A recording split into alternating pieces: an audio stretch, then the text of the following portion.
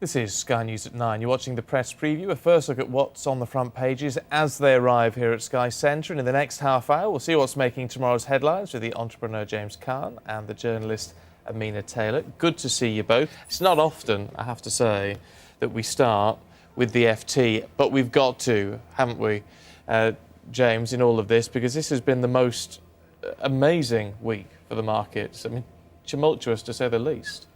I think the thing that I found quite interesting when reading some of the news is, I think a lot of the question is what has actually triggered this, or what has actually triggered this kind of catastrophe in the markets. And when you look at the uncertainty of Europe and the lack of clarity, and I think a lot of people are very worried and very concerned that Europe just hasn't responded to the way it should have done. And I think that level of uncertainty really creates a lot of unrest in the market.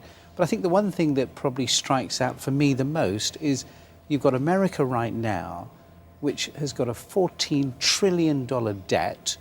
You've got uncertainty, and literally 2 days ago, America was not in a position literally to pay wages of its soldiers abroad. So when you think of a country in such a financial disaster, how is it that it can still be AAA rated? So when you look at an economy in a sovereign country that has a AAA rating that can't even pay its wages, you know, it really, to me, starts to question the integrity of some of the systems. And I'm wondering whether that's really the problem that people are starting to question when you're rating these countries that financially are in, you know, America's seen no growth for the last 6 months, and yet it's still carrying that sort of weighting. So I think that whole kind of financial turmoil, I think there's a lot more to come, because I just think this is the beginning, because people are starting to question the integrity of financial information that's available out there.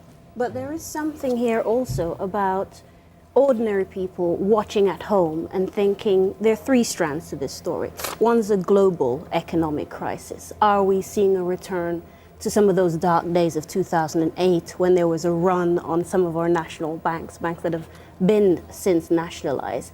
You think about that European argument now. What does this mean for the future of the Eurozone? Can Germany continue to prop up economies like Portugal, like Spain, like Italy, like Greece? I've just returned from doing some work in Greece on this very subject.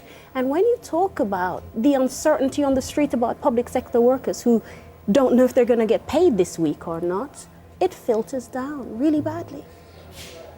James, Amina, just to interrupt just for a minute, we're just getting some breaking news from the Ministry of Defence, and they say it's with great sadness that the MOD must announce the death of a Royal Marine from 42 Commander Royal Marines today in the Nadi Ali district of Helmand province. They've been on foot patrol to reassure local residents and to disrupt insurgent activity when they came under fire. Following suppressing fire onto the insurgent firing point, the patrol returned to their checkpoint, and as they were preparing to redeploy, they came under further attack, resulting in the mortal wounding of the Royal Marine, who died of his wounds in the Camp Bastion Role 3 hospital. They do say that the next of kin have been informed, and as we get further details on that incident, we will, of course, let you know. But to return to the papers and staying with this theme, the Independent, Amina, saying, where are you, EU? I mean, and there is a real concern, isn't there, here about the response that there is from politicians at the moment. We are in the summer vacation, of course, but it all seems to have been very slow so far. It has been, but one has to be a little bit fair and bring some perspective to this. No one was expecting the markets to almost implode in the way they have. When you have £1.5 trillion wiped off the value of shares over this 5-day period, Mr. Osborne, wherever he is, Mr. Cameron, wherever he is, and the respective leaders and economic ministers of these different countries, how do you scramble a response without looking as if it's a crisis? On one hand, you want to be seen to be doing something. On the other hand, you want to give assurances to the market. You know, we haven't even come off our holiday yet, so this can't be as bad. Well, sadly, the figures say that this is a stressful situation. And when you have William Hague being the person who comes out to try and steady the ship, I'm feeling I need to get my life jacket if this is the case. I mean, would you agree with that, James? We are in a modern world where people are obviously doing everything on BlackBerry and on mobile and everything else to stay in touch with the situation. Is there a sense that these European leaders, and And Britain, as far as we're concerned, although clearly we're not part of the Eurozone, but the people should be at home at the helm dealing with this. I think there's no question about that. I think if you compare that to a business, if you're a chief executive of a multinational company and you have a bit of a crisis, do you still remain on holiday? Yeah, you can't tell me you're on the yacht in Marbella handling it. That's not what I want to see. I absolutely believe they should drop tools, stop what they're doing. You know, when you're talking, this is not a couple of 100,000 or a couple of million. We're talking trillions of pounds being wiped. These are people's pensions. These are people's life savings. And I think we expect our leadership to show genuine leadership, respond to, because at the end of the day, whether you like it or not, there's no point in hiding. It is a crisis. And I think the markets really find that unsettling if people show no sense of leadership or control over this issue. I mean, you know how it works from a business perspective, and very, very successfully as well, clearly. In terms of, we heard Vince Cable today, I mean, clearly not wanting, I think the best spin you could put in is saying not wanting to talk the economy down. But is there concern, I mean, real concern now, as the FT was saying in their headline when they're saying, you know, echoes the depths of the 2008 crisis.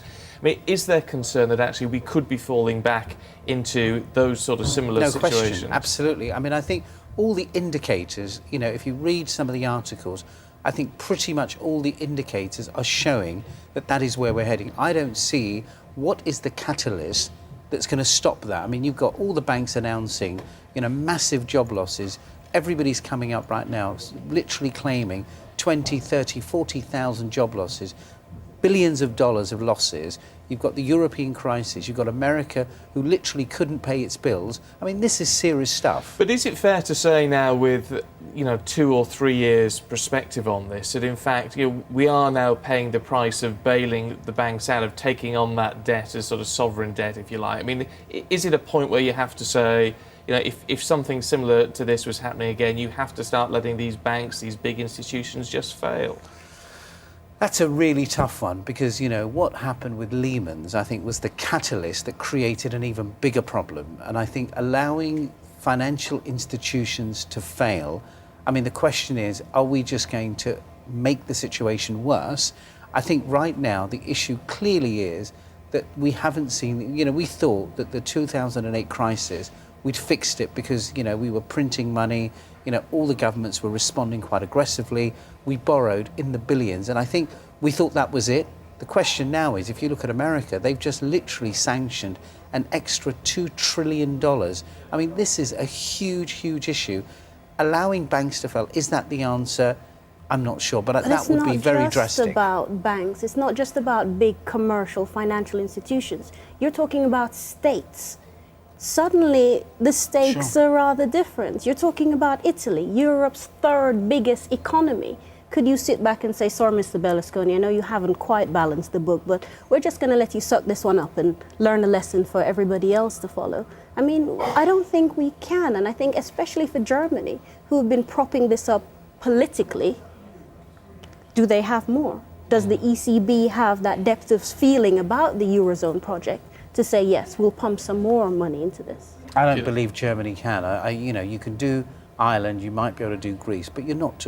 Where do you stop? I mean, at the end of the day, Germany will end up being in a position where they can't bet the farm on this issue.